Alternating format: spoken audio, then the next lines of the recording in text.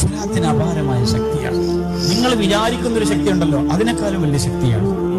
അള്ളാന്റെ ഹബീബ് സല്ലല്ലാഹു അലൈഹി വസല്ലം തങ്ങൾ പറയാൻ, 1000 സ്വലാത്ത് ഒരു ദിവസം ഒരാൾ ചൊല്ലാൻ തീരുമാനിച്ചിട്ടുണ്ട്, അയാൾ ചൊല്ലിയിട്ടുണ്ടെങ്കിൽ അയാൾക്ക് അള്ളാഹു കൊടുക്കുന്ന സ്വർഗത്തിന്റെ സ്ഥലം അയാൾ കാണാതെ അയാൾ മരിക്കൂലെന്ന് ആ ഹദീസിന്റെ താഴെ പറയുന്നുണ്ട്. ഒരു മനുഷ്യൻ ഇങ്ങനെ സലാത്ത് ചൊല്ലി ചൊല്ലി വരുമ്പോ അയാളുടെ ഹൃദയത്തിൽ അയാളുടെ ഹൃദയം ഈമാൻ സ്വീകരിക്കാൻ പറ്റുന്ന പാകത്തിന് അല്ലാഹു ആ സ്വലാത്തിന്റെ ബറക്കത്തുകൊണ്ട് വിശാലമാക്കി കൊടുക്കുമെന്ന് നബിയുനാ മുഹമ്മദ് മുസ്തഫ സല്ലല്ലാഹു അലൈഹി വസല്ലം. ഈമാൻ സ്വീകരിക്കാൻ പറ്റുന്ന വിധത്തിൽ അയാളുടെ മനസ്സ് മാറും. പിന്നെ അയാൾ പള്ളിയിൽ വരും, ഓട്ടോമാറ്റിക്കലി അയാൾ പള്ളിയിലേക്ക് വരും. അയാളുടെ സ്വഭാവത്തിൽ മാറ്റം ഉണ്ടാവും.